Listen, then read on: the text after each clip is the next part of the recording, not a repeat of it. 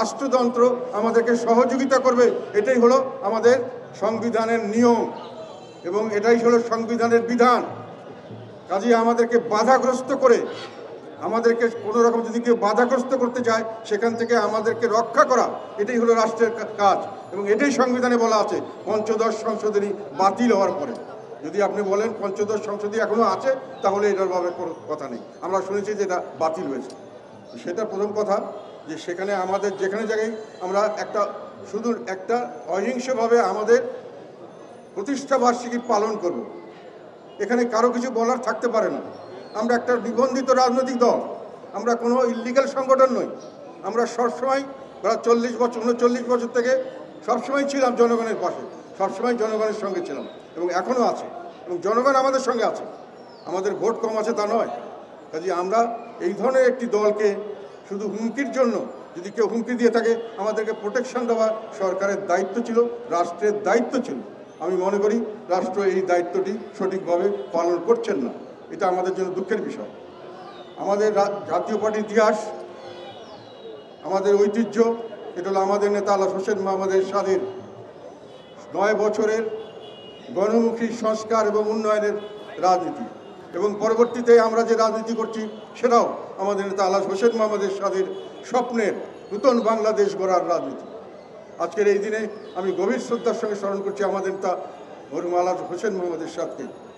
উনি জনগণের প্রয়োজনে, জনগণের প্রত্যাশা অনুযায়ী ক্ষমতা গঠন করেছিলেন, ক্ষমতা নিয়েছিলেন এবং জনগণের প্রত্যাশা অনুযায়ী উনি দেশ চালিয়েছেন এবং তারপরে জনগণের প্রত্যাশা অনুযায়ী স্বেচ্ছায় পদত্যাগ করে চলে গেছেন। ওনাকে যত স্বৈরাচার বলা হয়, এটা সম্পূর্ণ অত্যন্ত একটি নোংরা, আমি মনে করি সঠিক বক্তব্য নয়। এই বক্তব্যটি সঠিক কোনো সময় ছিল না। উনি সবচেয়ে বেশি গণতন্ত্র মানা রাজনৈতিক নেতা বলে আমার বিশ্বাস। আমি বিশ্বাস করি যে ওনার মতো গণতান্ত্রিক রাজনৈতিক নেতা বাংলাদেশে খুব কমই জন্মগ্রহণ করেছেন। উনি কোনো সময় সরকার জনগণের ইচ্ছার বাইরে কিছু করেননি। জনগণ যেটাতে খুশি হয় সেটাই উনি করেছেন। উনি অনেক সংস্কারমূলক কাজ করেছেন, উনি অনেক ধরনের উন্নয়নমূলক কাজ করেছেন, কিন্তু যে সংস্কারটি জনগণ যে কোনো কারণেই গ্রহণ করেনি সেই কাজটি উনি করেননি। সেটা কি, যদিও গণমুখী উনি জানতেন ভালো কাজ, তাও করেননি। উনি সুপ্রিম কোর্ট, হাইকোর্টের উপরে সর্বোচ্চ শ্রদ্ধাশীল ছিলেন। কোনো সময় দলীয়করণ করেননি, কোনো সময় চাঁদাবাজি, টেন্ডারবাজি, দলের কোনো রকম মানুষকে অত্যাচার অনাচার করা, অন্য কোনো মানুষের রাজনীতিতে বাধাগ্রস্ত করা, তাদেরকে বিভিন্নভাবে যন্ত্রণা করা, তাদেরকে বিভিন্নভাবে অত্যাচার করা আমরা কোনোদিন জাতীয় পার্টির তরফ থেকে এটা করিনি। আমরা একটি মরুভূমির মধ্যে একটি সুন্দর মরুদ্যানের মতো সকলেকে আমরা আশ্রয় দিয়েছি, বিপদে আপদে সকলের পাশে দাঁড়িয়েছি এবং মানুষের ভালো করার চেষ্টা করেছি। আমরা কোনো সময় কাউকে ক্ষতি করার চেষ্টা করি নাই, আমরা দলীয়করণ করি নাই, আমরা বিভিন্নভাবে আমরা যে জনগণের অত্যাচার অনাচার করি নাই, আমরা মানুষের আঘাত ও অধিকারে কোনো সময় আঘাত করি নাই। আমরা সকলের সহযোগিতা এখানে আমরা পাবো এবং রাষ্ট্রযন্ত্র আমাদেরকে সহযোগিতা করবে, এটাই হলো আমাদের সংবিধানের নিয়ম এবং এটাই হলো সংবিধানের বিধান। কাজেই আমাদেরকে বাধাগ্রস্ত করে, আমাদেরকে কোনো রকম যদি কেউ বাধাগ্রস্ত করতে চায় সেখান থেকে আমাদেরকে রক্ষা করা, এটাই হলো রাষ্ট্রের কাজ এবং এটাই সংবিধানে বলা আছে। পঞ্চদশ সংশোধনী বাতিল হওয়ার পরে যদি আপনি বলেন পঞ্চদশ সংশোধনী এখনও আছে, তাহলে এটার ভাবে কোনো কথা নেই। আমরা শুনেছি যে এটা বাতিল হয়েছে।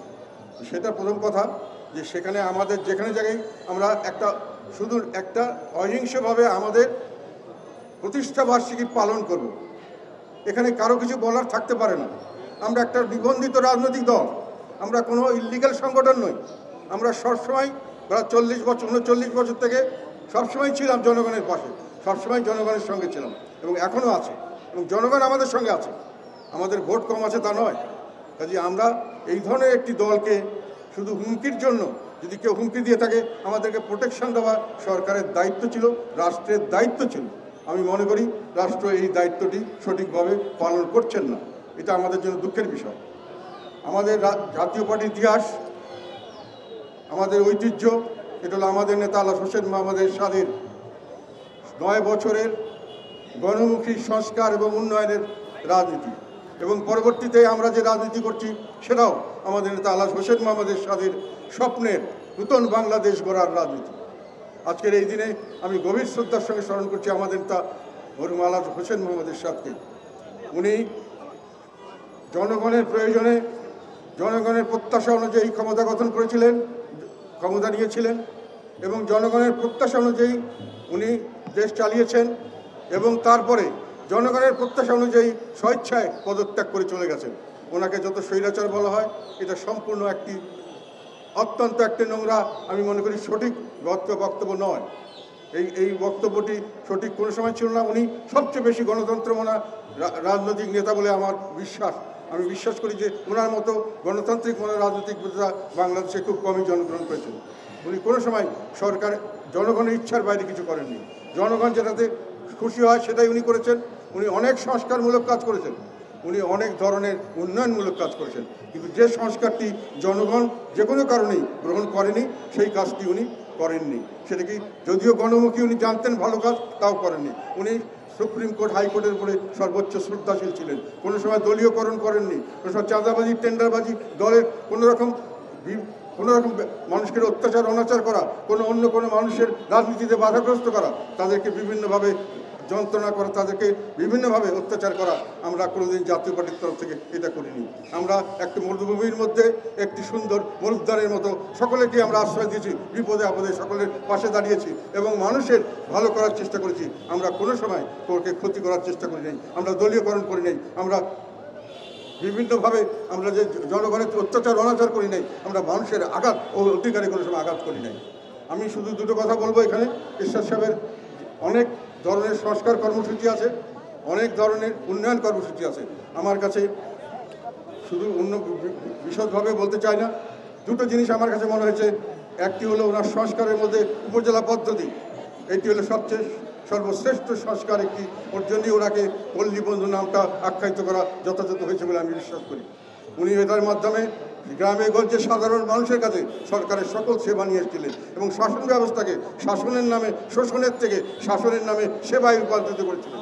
একই সঙ্গে গ্রামে গঞ্জে একটা গ্রোথ সেন্টার করে উনি সেখানে অর্থনৈতিক কর্মকাণ্ড সেখানে চালু করেছিলেন এবং একেবারে তৃণমূল পর্যায়ে জনগণের জবাবদিহিতামূলক সরকার স্থাপনের মাধ্যমে সরকারের সর্বাত্মকভাবে জনগণের সঙ্গে একটি গণতান্ত্রিক পরিস্থিতি একেবারে তৃণমূল পর্যায়ে সৃষ্টি করেছিলেন। এইটা হলো একটি সংস্কার, সবচেয়ে ভালো সংস্কার। আর সবচেয়ে বড়, সবচেয়ে উন্নয়নমূলক কাজ অনেক করেছেন। সারা দেশে পুল ব্রিজ, এখন যা দেখা যায় উন্নয়নের রূপকার ওনাকে বলা যায়। রাস্তাঘাট উনি যা করেছেন, পরবর্তীকালে সবাই তার শুধু তাকে একটু বাড়িয়েছে, কমিয়েছে, এর বেশি কিছু করা যায়নি।